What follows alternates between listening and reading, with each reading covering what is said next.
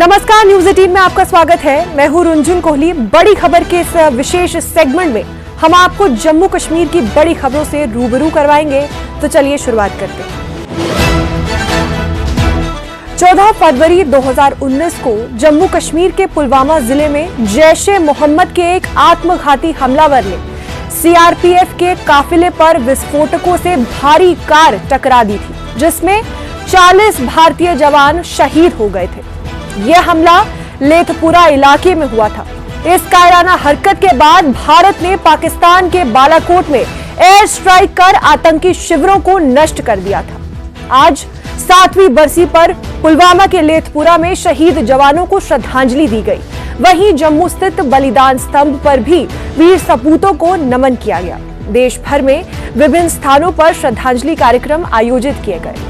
प्रधानमंत्री नरेंद्र मोदी समेत कई नेताओं ने ट्वीट कर शहीदों को श्रद्धांजलि अर्पित की और उनके बलिदान को याद किया। पुलवामा के शहीदों का साहस और बलिदान देश हमेशा याद रखेगा। उनका सर्वोच्च बलिदान हमें एकजुट रहने और आतंकवाद के खिलाफ मजबूती से खड़े होने की प्रेरणा देता है। कर जवाब भी देता। साथियों, आज ही पुलवामा हमले की बरसी है। मैं इस हमले में जान गंवाने वाले मां भारती के वीर सपूतों को नमन करता हूं। इस आतंकी हमले के बाद भारत ने जिस तरह आतंकियों को सजा दी, वो पूरी दुनिया ने देखा है और कुछ लोग तो आज भी कांप रहे हैं। 147वीं battalion central reserve police force ने अपने उधमपुर बेस कैंप में पुलवामा आतंकी हमले की बरसी पर श्रद्धांजलि समारोह आयोजित किया। यह समारोह 14 फरवरी 2019 को हुए उस कायराना हमले की याद में आयोजित किया गया।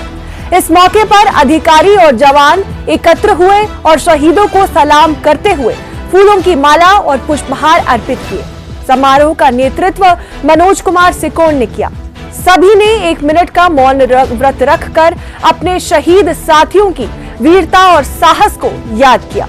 कमांडेंट मनोज कुमार सिकोन ने कहा कि शहीदों की बहादुरी सीआरपीएफ और पूरे देश के लिए एक स्थायी विरासत है।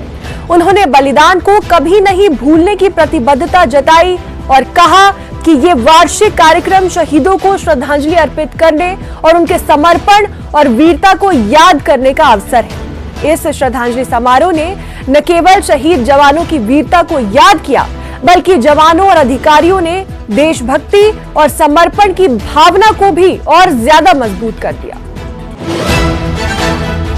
आज ही के दिन सीआरपीएफ बनवाई जा रही थी, जिस पे आतंकवादियों ने हमला किया था और उस दिन सीआरपीएफ ने एक बहुत बड़ी शहादत दी थी, जो पूरे विश्व में किसी भी पैरामिलिट्री फोर्स के लिए सबसे बड़ी शहादत थी।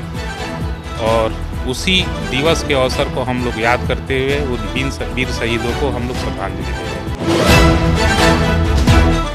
वहीं पुलवामा हमले की बरसी पर कठुआ जिले में युवाओं ने देशभक्ति का अनोखा संदेश दिया। बरवाल एथलीट क्लब के सदस्यों ने करीब 250 फीट लंबा तिरंगा लेकर शहर में भव्य तिरंगा रैली निकाली।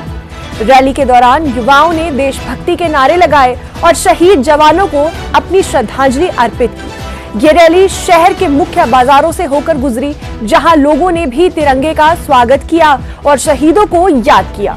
युवाओं के हाथों में तिरंगा और दिलों में देशभक्ति का जोश साफ दिखाई दे रहा था।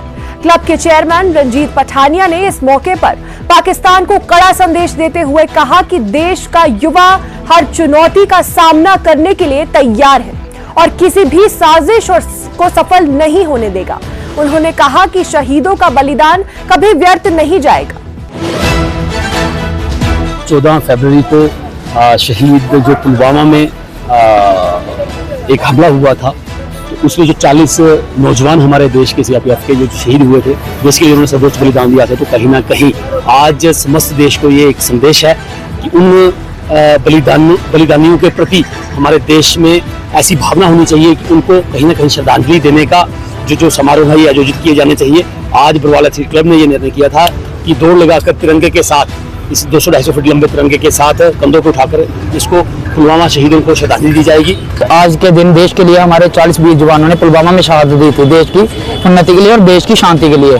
तो आज बरवाला एथलेटिक क्लब की तरफ से भी एक क्रॉस कंट्री रन का आयोजन किया गया था, जिसमें क्रॉस कंट्री रखी गई थी और राष्ट्रीय ध्वज को लेकर इन्होंने पूरे शहर में क्रॉस कंट्री का आयोजन किया, जिसमें ये पूरे देशवासियों को और अपनी सोसाइटी को और जम्मू कश्मीर वासियों, खासकर कठुआ वासियों को एक ही संदेश देना चाहते हैं युवा पीढ़ी, आने वाली युवा पीढ़ी को, कि अपने देश के लिए भावना जागरूक करें और देश की सेवा करें। पुलवामा के लथपोरा में एक समारोह का आयोजन भी किया गया। इस दौरान डीजी सीआरपीएफ जीपी सिंह, सेना और सिविल अधिकारी मौजूद रहे। इस मौके पर डीजी सीआरपीएफ ने कहा कि पूरा सीआरपीएफ देश के लिए अपनी जान कुर्बान करने वाले जवानों को याद कर रहा है।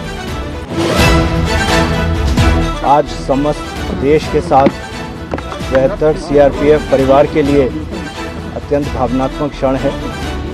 आज ही के दिन 2019 में हमने अपने 40 बहादुरों को खोया था।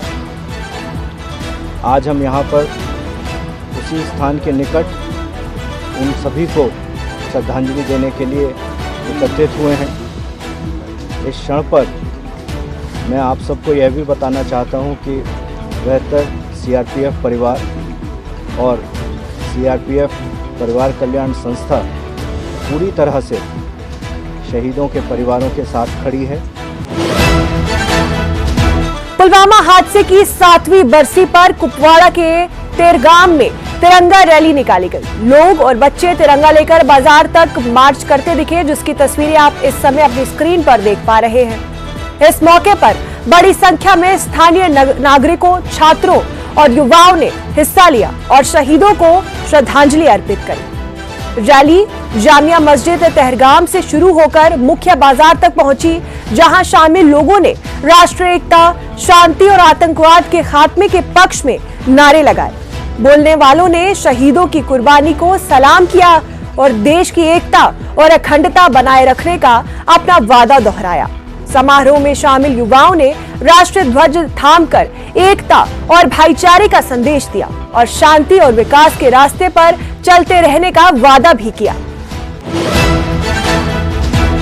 देखिए, 2019 से पहले 14 फरवरी का दिन वैलेंटाइंस डे के जश्न के साथ मनाया जाता था। रंग बिरंगे और लाल रंग के साथ प्यार का प्रतीक माना जाता था, लेकिन इस दिन भारत में ऐसा काला अंधेरा छाया कि 2019 के बाद इसे काला दिवस के तौर पर जाना जाने लगा।